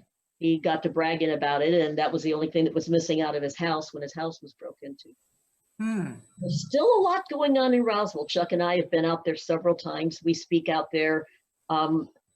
Several times we've been speakers for the festival, and we've had our own few interesting experiences while we've been out there. So there's things, the area is still active. It's Roswell is not old news. Things are still happening in Roswell. I have heard about this radar weapon to bring down UFOs, and it's interesting to hear your perspective on this. Thanks for sharing that. As researchers, a lot of the information we come across dovetails, and it stands to reason when you're going to as much source material as you possibly can. Chip, you're awfully quiet over there. What do you think about all this Roswell stuff? Oh, I love it. I think it's great. I think the thing that stuck out most to me was the description of from the mortician about the skin being more like fabric than anything. Didn't really want to touch it because he thought maybe it was fabric, and that goes into endless discussions I'm sure you all have had about whether these grays are actual beings, or if they're some sort of artificial intelligent robotic type of, it's just like from the human perspective, because we don't seem to handle space radiation too well. You would think by the time we're going out really exploring, it would be some artificial intelligent kind of beings we'd create that could handle that level of radiation and everything that deep space could handle. So, that's what stuck out to me. I've seen a few people that there were a couple of military guys that were tasked with cleanup, and they couldn't talk about this stuff. I saw one of these really exclusive, highly classified type of videos where these guys are talking about it, almost akin to the deathbed confessions that Right. we hear about, and they were crying, at the things that they saw, the things that they remembered, and the fact that they couldn't share this with their wives and children. They couldn't share this with their best buddies. They couldn't share this with other people on the same military task force, if you will, that they were on. It's exactly the kind of trauma I was talking about earlier that I introduce every show with. Yeah. That people are suffering psychologically from this decades-long cover-up. Yeah. They absolutely are. And in fact, one of the couples that was there on the 2002 dig was Nancy Easley Johnston and her husband. Colonel Easley was he was the one, I think it was Major Easley, was the one that cordoned off the area. That was his job, to cordon off the quarter-mile area. And she said she always asked him what happened. She'd heard about Roswell years after, of course. And she said, "Daddy, I know you were there." And basically on his deathbed, she asked him that. She said, "What did you see, Daddy?" And he said, "Creatures. I saw creatures." So he kept that all the way to his deathbed. But from what Jesse had told us, that he said, I was 11 and they had these big soldiers that came in, and then these men in suits, and he said, "We were told, you do not tell." Now you figure 1947, that's 2 years after World War II. People were very patriotic. Your government said, "Don't you talk." You don't talk. I mean, that's right, because loose lips sink ships. Exactly. And there was trust in government. They did. At the time. Government, and they didn't say anything. They said, this is your government family. And, I was watching a show on astronauts and their families the other night, and it's the same way. They're a family. They are a family within. And you have a lot of the people that came back, they're from, in that area, the people on the base, they're a family within. And when they said, you don't talk, you don't talk. And Jesse didn't. And he said, I never said a word until my dad came out and started talking to Stanton Friedman. The man was wonderful. He was, I believe, 68 years old, and he went back into the military. They commissioned him again at 68. He did 2 tours of duty on a helicopter, Jesse Marcel Jr., 2 tours of duty on a helicopter as a flight surgeon. And he said when they would take, they'd go and pick up somebody that was injured, the Gulf War, when he was the one in the helicopter with the gun, protecting them. He was, I guess, there in case they got shot at, while they're picking somebody up, he was guarding them. And when I saw him, the last time I saw him, he had braces on his legs from the knees to the ankles from being in that helicopter, from crouching down. I remember the second time he came back, when he came back in between his tours of duty, where his helmet was on his head was rubbed raw around here where the helmet had shifted back and forth. And I said, Jesse, why are you still, you're 68? He goes, he was a doctor. And they needed flight surgeons. And so that's how much of a military family they are, that he still fulfilled his duty that many years later at that age. It's a big deal. Jesse Marcel Jr. he was a wonderful, kind-hearted man. And he said he saw pieces of debris. He held them in his hand. There is so much more that we could talk about Roswell. It's one of the chapters in my book. One thing I did want to touch on before we do our shout outs, because the time has flown by once again here on Taboo Topics with Jean Broida, with my illustrious guests, Debbie Ziegelmeyer and Chip Reichenthal. I wondered if either of you is familiar with a book called The Alien Interview. It is supposed to be a transcript taken by a nurse who was present when they brought in a surviving alien, seemingly from Roswell, at about the time of Roswell, and perhaps from this Roswell crash, what you just described, Debbie. And that the military wanted to interrogate this prisoner of war, basically. They're treating this alien as a prisoner of war, and they are assuming that it's hostile and has forces behind it, and have prepared lists of questions to ask it. And it refuses to talk to anybody except this female nurse, and it communicates telepathically with her.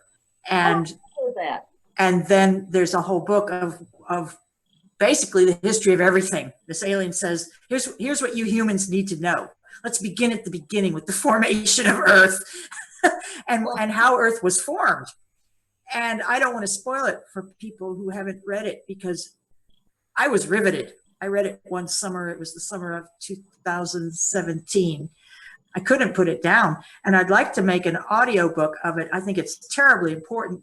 I plan to contact the publisher and see if I can't get a copyright permission to bring this out, because it's an incredible story. It really is. And for me as a human origins person, how this narrative interfaces with the Sumerian narratives and other myths about human origin on Earth. Myths are typically rooted in facts or memories. They don't just spring up out of nowhere, as mainstream archaeologists and anthropologists would have you believe. There is a basis for all this stuff. In those days, there were giants, says the Bible. We're finding skeletons of giants. So when I read a book like Alien Interview, I understand as a skeptic, this could be hooey and hokum. This could be a good fiction. But again, intuitively, it rings true. A lot of it rings really true. So it could be the topic. That one book could be the topic of a whole 2-3 hour discussion right there. What about David and Goliath? Exactly. Oh, many accounts of in the Bible, and I'm no Bible's freak, but my Bible student, I should say, my mother told me everybody should read the Bible. Everybody, My books right? behind me, one of them is the Bible.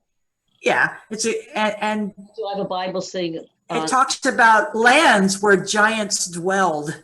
exactly. And in the context of don't even go there, just don't go there because just giants. You'd be nuts to go hang out with the giants. You're courting disaster if you go there. So, and the family was traveling, or the tribe was traveling, and they had to go near the place where the giants live. And the giants were horrible apparently.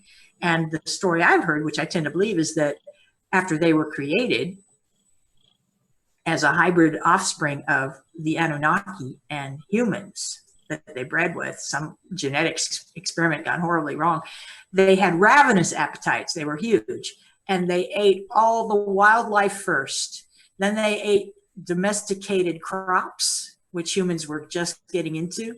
And then when they ate all of that, they started eating humans. They'd eaten all the animals, they'd eaten all the food, all the vegetables. Now they're going to eat the humans. And that's where the Anunnaki stepped in and said, no. We went to a lot of trouble to make these humans. You're not just going to destroy them. And precipitated a cleansing of the earth through flood. Now that's a lot to process. And there's a lot of stories interwoven there. But I like to challenge people with connecting the dots. Noah's Ark. Right. And why did the Bible spend so much time tracing lineages? I went to my mom when I started reading Genesis. I said, there's all this begatting going on. Whoosy Poosy begat so-and-so, and they begat them, and they begat them. Who cares? Well, she didn't have a ready answer, right? But now, as a scientist, I know a geneticist would care about that stuff. That's what they were doing. They were tracing lineages back to rootstock. That's my theory. That's my opinion. Yeah, my wife always has a question if we have anybody even remotely involved with biblical talk when they come on the show, and origins. Is okay, so Adam comes from dust. Eve comes from Adam's rib. You had a couple of kids, one got killed, the other was set off to populate the world. Where are all the women at? That's what my wife wants to know. So I always honor my wife by asking that question anytime that topic comes up. It's a good question. She's gone to churches and tried to get answers, gone to theologians, nobody's quite answered it yet. So maybe I'll have to check out that alien interview book, I recommend it. Yeah, I've seen some things on YouTube, where there might be offshoots of that particular book. I'm not sure, where they do have interviews, quote unquote, with extraterrestrial life forms that go into interesting detail about origins and things of that nature. Maybe it could be an offshoot of that. I don't know, but I'm going to check that book out because you've piqued my curiosity there, Gene. Oh, me too. Yeah. Well, coolio. And by the way, we are now in the home stretch of this March 22nd, 2020 episode of Taboo Topics with Gene Broida. Chip Reichenthal, how can people contact you? And please extol yourself shamelessly, promote yourself here. Yes, this shameless self-promotion here. Well, you can find me on Facebook if you can spell my name. I think it's listed on here, but it's Reichenthal, Reich, like the Third Reich. I hate to use that comparison, but that's the one. Reichenthal, Chip. And Twitter. Also under my old band name, Victims of Retail. We were in retail when the band came out. Almost got signed, but that's for another day. 2 radio shows currently. Mine is called Kindness Beyond the Veil, where we take a kinder look at the paranormal, supernatural, extraterrestrial, metaphysical, psychic, and alternative healing realms. It is Mondays. We have a live show for each of the major networks that carry it. 2 to 4 p.m. Eastern on Mondays on UPRNtalkradio.com. That's United Public Radio Network. And 7 to 9 p.m. Eastern Mondays on WCET-FM. It's late night in the Midlands Radio Network at WCETFM.com. And Paranormal Junkyard Radio at ParanormalJunkyard.com. And we're on the Paranormal Radio app via TalkStream Live. So you can hear that live. And Tuesdays and Thursdays from 7 to 9 p.m. Eastern. Same time slot as Gene's in here, 7 to 9 p.m. Eastern. Tuesdays and Thursdays for Supernatural Realm. It's a show I co-host with my buddy Tim Roxbury. And we cover a wider view on all those realms, paranormal, supernatural, extraterrestrial, etc. So Monday, Tuesday, and Thursday, 7 to 9 p.m. Eastern, you can find some Chip. And 2 to 4 p.m. Eastern Mondays on uprntalkradio.com as well. I have a book called Even the Dead Won't Tell You the Truth. I have to check that out. Best book you'll never read. It's on Amazon and Barnes and Noble. So you can find it there and on Facebook too. And Kindness Beyond the Veil has its own Facebook page where we'd love for you to like us on Facebook. Chip is an excellent show host. I recommend all of his shows to anybody who would like to pass some time learning interesting things and hanging out with groovy people. Debbie, how can people contact you and shout yourself out here? Wow. Well, I still work full time and I'm still a full-time investigator. So I have 2 books in me that people have been trying to get me to finish and I haven't. So my books aren't out. I don't do FaceTime. I just signed up for Twitter last night. Facebook or FaceTime, or my email is mufondiver@gmail.com, and that's about it. And I'm out there in the field, so I'm really hard to get a hold of. But if you need me, you can get a hold of me through MUFON headquarters, mufon.com. They'll pass anything along to me, or my name, Debbie Ziegelmeyer, P.O. Box 181, Imperial, Missouri, 63052, and you can mail me pictures to have analyzed or reports, or but contact me, mufondiver@gmail.com. But I am still an active researcher and investigator, and I'm in the field, so I don't have time for books or anything else. I spend all my nights researching, and that's what I love about you, because you're so hands-on, Debbie. I am so hands-on that I don't have time to be people on, but if you have a report, file it. MUFON.com, file your sighting report. Especially if it's in Missouri, it'll come straight to me. If it's in another state, go straight to one of our other investigators. But we encourage everybody, if you have a sighting report, go on MUFON.com and file your reports there and let us know, because every report, no matter how old, is important. We're still trying to find hot spots, and right now Missouri is one of them. That's why I'm wore out. Lack of sleep from there's so much going on here right now. That's a whole nother show. Thanks so much. I say this every show, and I'm going to say it again. I couldn't do a show like this without you guys. I invite all of our viewers and people in the audience to check out my book on Amazon, Unknown Objects, the top 10 U.S. UFO cases. You can find my daily scribblings on thedailyconspiracy.com and survival.update and several other sites that I shall not name here for the sake of time. But I write as Lightworker 111.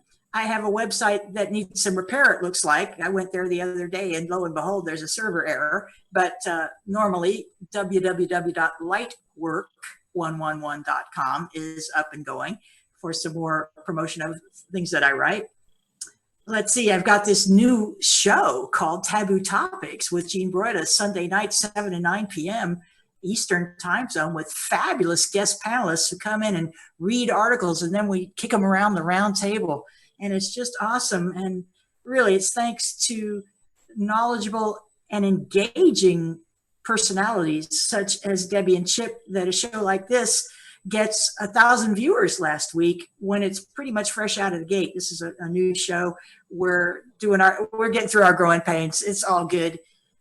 And any final words, Debbie or Chip, before I take us out of here? Oh, thank you so much for having me on. I really enjoyed it. And anytime, I appreciate. Thank you. And thank you all for listening.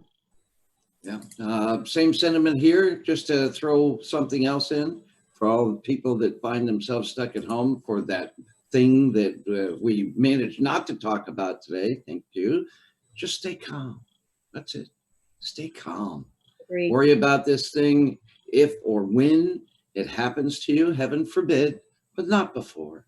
You know, we did manage not to talk about it, and that was part of my purpose tonight. People No. need distraction, in my We opinion. really do. I wholeheartedly agree. But, you know, So be nobody's safe. telling them to stay calm, so I figured I'd get that in. Be safe, be calm, be positive, be helpful, be kind and loving. Everybody out there tuning in, thank you so much for being with us. That's our take on it. Thank you for listening to Taboo Topics with Gene Broida at tabootopics.life/shows. On my YouTube channel, Taboo Topics with Gene Broida. Please subscribe to that. And if you click the little bell to the right of the subscribe button, you'll get periodic reminders when we are live streaming. And I want to shout out especially Global Enlightenment Radio Network. You guys rock my world, simulcasting my show and bringing slews of viewers. I can't wait to meet all of them. As far as I'm concerned, they're future friends. All of you out there are my future friends. You can contact me, Gene, at lightwork111.com. That is our take on it. Over and out.